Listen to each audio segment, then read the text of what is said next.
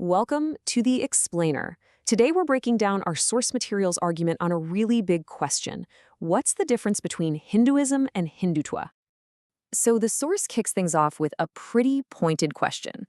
It asks you, straight up, are you a Hindu or are you a Hindutvadi?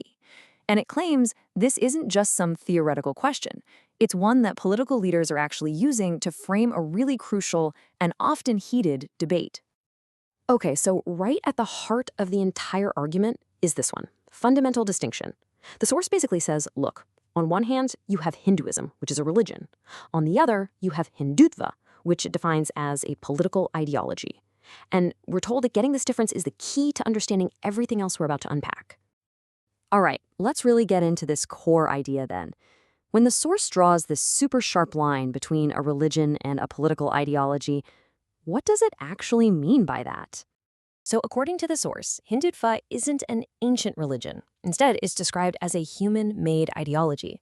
And here's why that distinction is so important in this argument. Because it's man-made, it can change over time. It's not this timeless, unchanging thing.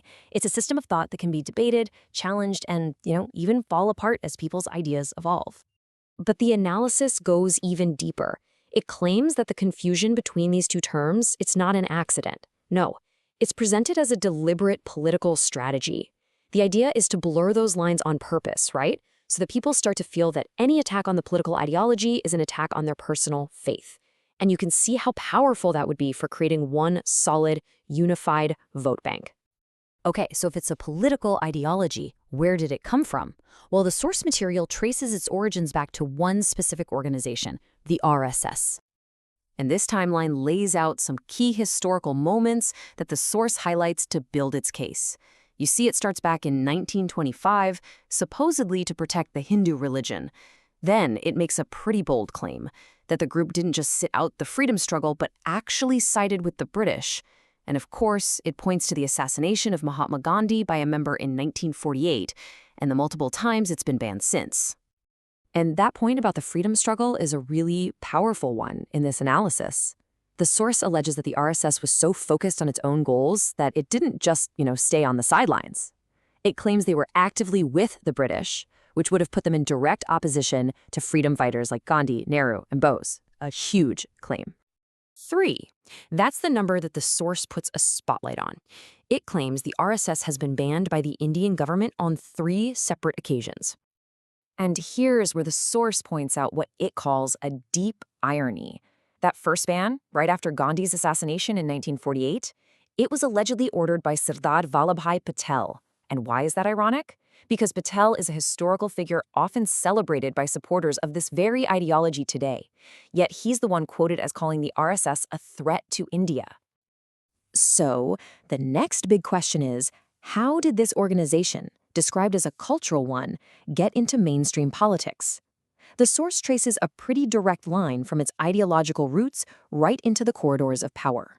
The analysis kind of maps it out in a few key steps. First, in 1951, they formed a political wing called the Jansong. Then, in 1977, that party merged into the Janata Party to oppose the emergency. And finally, in 1980, it came back, reformed, and renamed as the party we know today, the Bharatiya Janata Party, or the BJP. Now, the source uses the specific term, the Sangha Parivar, which literally means the Sangh family. And it uses this to describe this whole network of organizations, the RSS, the BJP, the VHP, Bajrang Dal. The argument is that even though they all do different things, they're all part of this one ideological family, all sharing that same core Hindutva ideology. Okay, so that's the history. But what about today? Why does any of this matter right now? Well, this is where we get to the crux of it. According to the source, this whole historical and ideological structure is all built for one specific political strategy. And that strategy is what the source calls vote polarization. The goal, it alleges, is to unite the Hindu majority. And how do you do that? By creating this constant sense that their religion is under threat from an outside force. The idea is that if people feel their faith is in danger, they'll forget their other differences and vote together as one solid block. The source uses a pretty clever analogy to explain this. Think about Tom and Jerry. the whole fun of the cartoon is the chase, right? If Tom ever actually catches Jerry, the series is over, the show ends. And the argument here is that this political strategy works the same way. It needs a Jerry to chase. It needs a perpetual enemy or threat to keep the whole thing going and keep everyone energized. So what does this look like in practice? Well, according to the source, here's the playbook. If you question the government, the accusation is you're anti-national. If you criticize their policies, it's you're anti-Hindu. It's a tactic, the source claims, that's designed to blur the lines and make it seem like criticizing the political party is the same as attacking the entire country or even the religion itself. And at the end of the day, the source argues this has a really damaging effect on society.